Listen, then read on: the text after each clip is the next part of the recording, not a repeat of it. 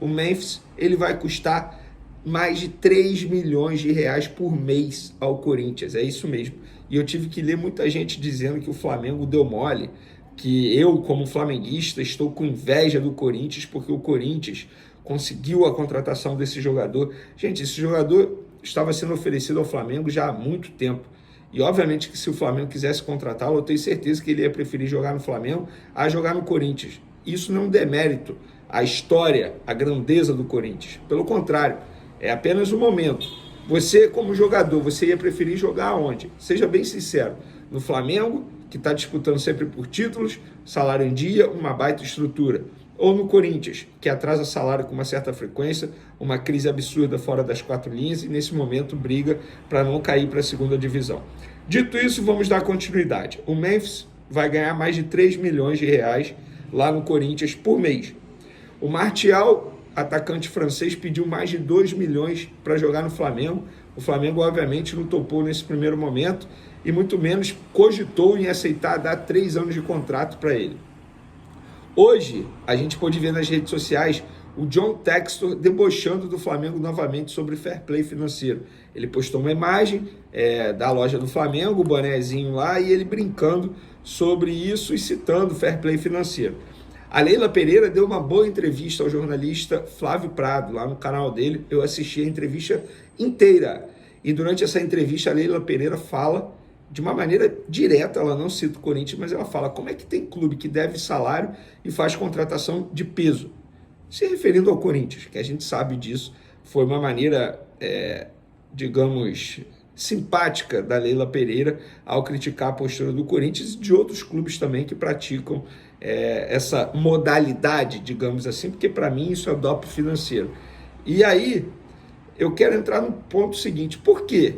Os clubes que estão muito bem administrados, bem na saúde financeira, que é o caso do Flamengo, é o caso do Palmeiras, é o caso do Fortaleza, o CEO do Fortaleza, Marcelo Paz, que foi presidente de Fortaleza, o cara que comandou a reestruturação financeira do Fortaleza, ele citou o Flamengo como um bom exemplo de reestruturação financeira e também defendendo o fair play financeiro. Porque esses clubes que estão muito bem administrados e financeiramente falando também estão bem, eles defendem o fair play financeiro e outros clubes não defendem o fair play financeiro, como o Corinthians.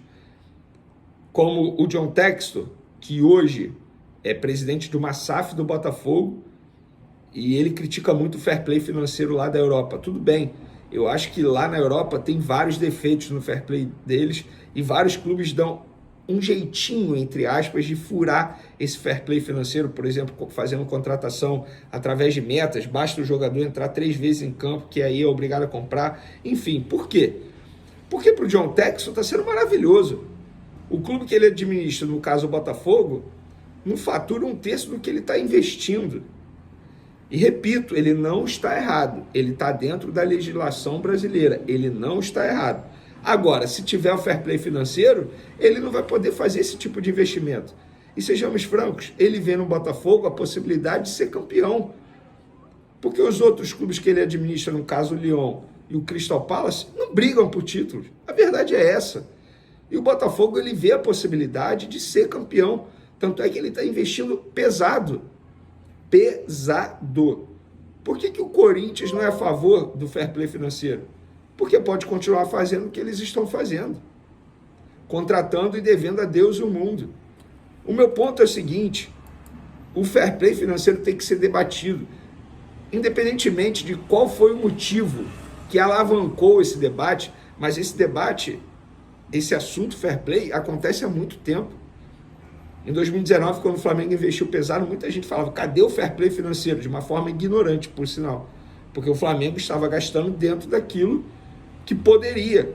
O Flamengo é um clube responsável desde 2013.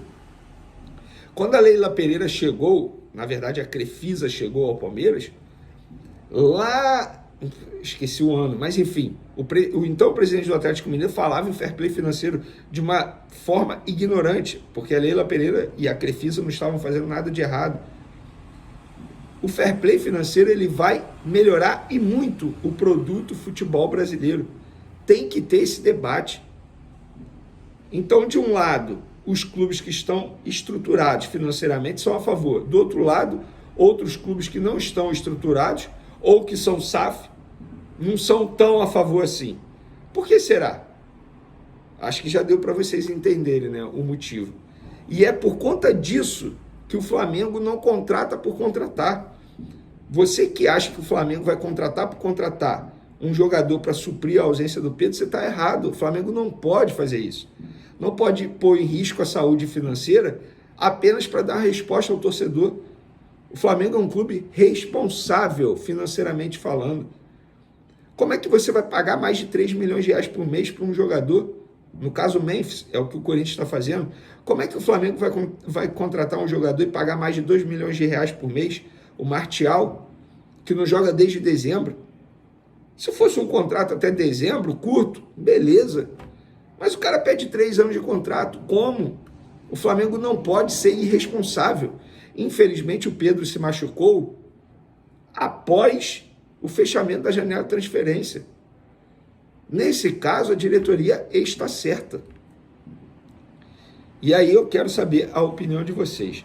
Sobre os jogadores do Flamengo atual, nesse domingo eles receberam folga, tá? Se reapresentam segunda-feira e dão continuidade à preparação para pegar o Bahia na próxima quinta-feira, jogo importante pela Copa do Brasil.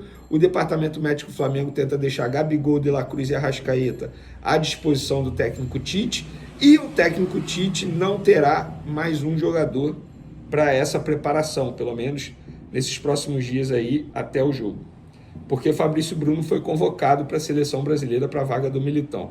E aí, cara, com todo o respeito ao Dorival Júnior, um cara que eu adoro, todo mundo que me acompanha aqui no canal sabe o quão fã eu sou do Dorival Júnior, como pessoa, como profissional. Mas eu acho que dessa vez ele errou. Com todo o respeito ao Dorival Júnior, sério, tinha mesmo que convocar um zagueiro? Não vou nem falar Fabrício Bruno. É apenas um jogo contra o Paraguai na terça-feira. A seleção brasileira já tem outros zagueiros lá. Gabriel Magalhães, Beraldo, Marquinhos. Tem o Danilo, que na minha opinião não é nem mais lateral direito. Para mim ele é zagueiro que pode fazer essa função. O próprio André já jogou de zagueiro no Fluminense. Eu acho que faltou um pouco de bom senso do Dorival Júnior e da CBF e não chamar o Fabrício Bruno, ou chamasse um outro jogador que não fosse atrapalhar o seu respectivo clube. Porque no caso do Fabrício Bruno só vai atrapalhar. O Fabrício Bruno não vai jogar. Não vai jogar. E eu não sou contra a convocação dele não, tá? Eu acho ele um dos melhores zagueiros do futebol brasileiro atualmente. Acho até que os torcedores do Flamengo deveriam valorizá-lo mais. O meu ponto é chamar apenas para um jogo. Ele deixou de chamar o Rafinha para o ataque, porque o Rafinha estava suspenso para o jogo contra o Equador e não ia chamar apenas para o jogo contra o Paraguai. Vai chamar o Fabrício Bruno apenas para um jogo e aí atrapalha a preparação do Flamengo para o jogo importante pela Copa do Brasil. Eu achei totalmente desnecessário. Para mim faltou bom senso. Quero saber a sua opinião. E para finalizar, para quem pergunta sobre a data da cirurgia do Pedro, ainda não está definido porque o departamento médico está esperando a parte da lesão desinchar, porque ainda tem muita água ali, muito sangue, ainda está inchado, então tem que desinchar, tal como aconteceu com o Vinha, acontece agora com o atacante Pedro, e aí depois disso inicia todo o processo de recuperação, repito, toda a força para o Pedro, para ele voltar mais forte ainda após essa grave lesão que ele sofreu.